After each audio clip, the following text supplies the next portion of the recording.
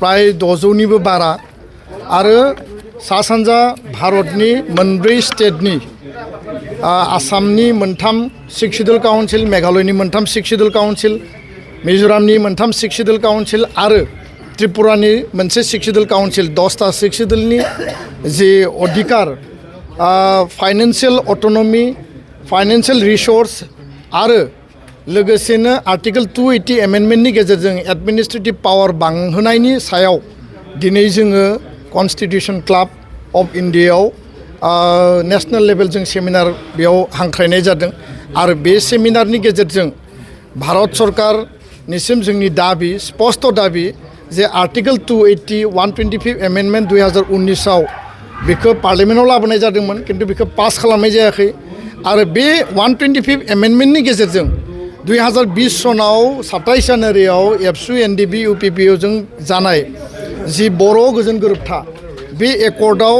Mention खालामनाय बायदियै जोंनि जि फाइनेन्शियल अटोनमीनि अनगायैबो माने भारत सरकारा जि मोनसे कन्स्टिट्यूशनल आरो पलिटिकल जि जोंनो माने राइट्स होनांगौ आरो मर अटोनमीनि बाथ्रा बेयाव लिरनाय दङमोन जे 40टा आथिखालनि समष्टिखौ 60टा खालामनाय जागोन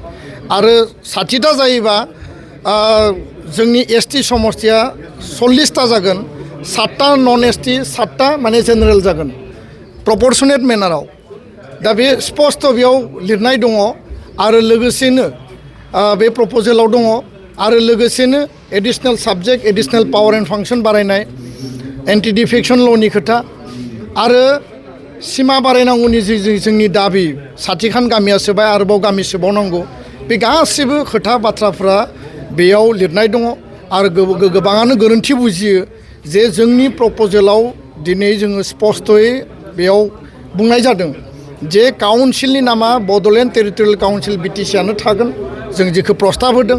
आरो एरिया जि दंमोन BTAD Bodoland territorial area district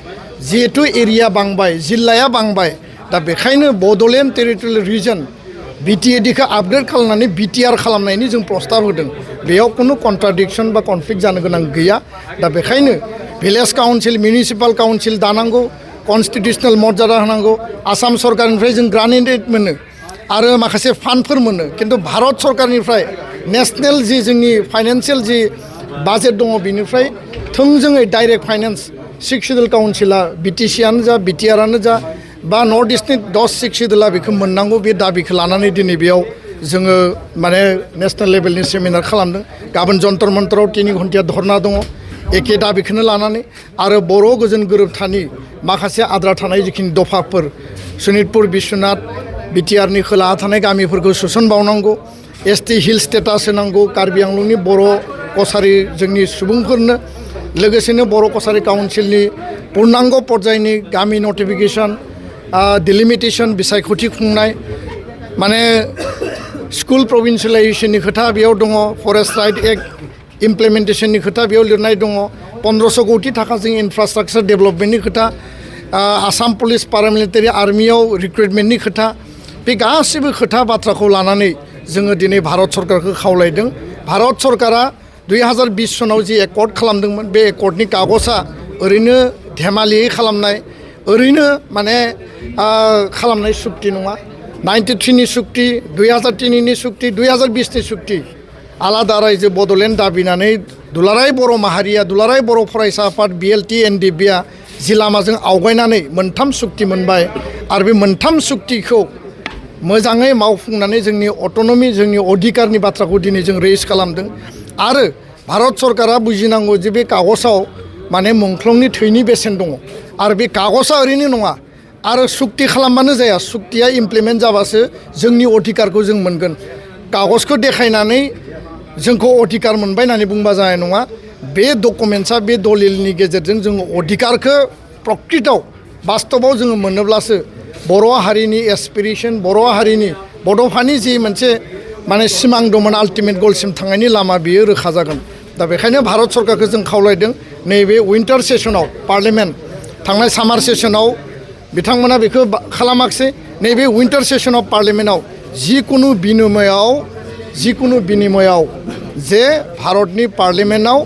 article 280 125 एमेन्डमेन्टआ pass जानांगौ आरो कन्स्टिटिउसनेल स्टेटास कन्स्टिटिउसनेल जि भेलिडिटि बर' पिस एकर्ड 2020 खौ मर्यादा होनांगौ होननानै जोङो दाबि खालामदों आरो नङाबा दुलाराय बर' फरायसा आफादा गासै बर' माहारिखौ लानानै फैबाय थानाय डिसेम्बर दानाव क'क्राझाराव 2 लाख सुबुंनि गेदारिंजों सुबुं गौमा खालामनानै जोंनि दाबिखौ माने नायजता होनो थाखाय जोङो भारत सरकारखौ खावलायगोन गोजोन्थों। सुप्रिम कर्टनि सिनियर एडभकेट बिथां हान्सारिया मा बुंदों? थारैनो जोंनि सेमिनाराव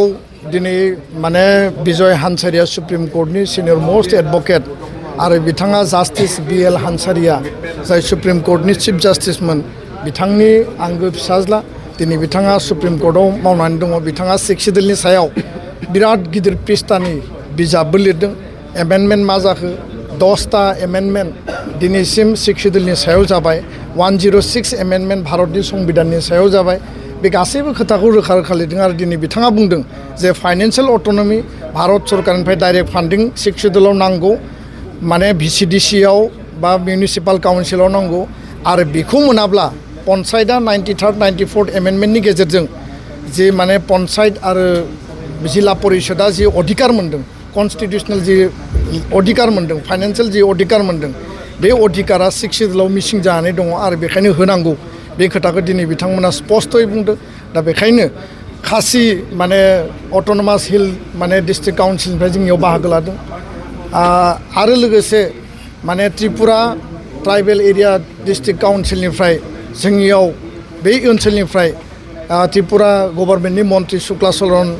नवाटिया बिथाङाबो बाहागो लादों। गोबां जोंनि दैदेनगिरिफ्रा बाहागो लादों आरो दिनैनि सावरायमेला जथेस्थ' मोजां जथेस्थ'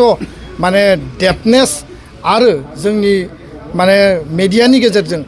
दिनै जों खावलायगोन जे भारत सरकारा बिनि सायाव एटेनसन होनांगौ आरो बे एटेनसन द्र' खालामनो थाखायनो दिनै जों नेशनेल केपिटेलाव बे सेमिनारखौ लादों।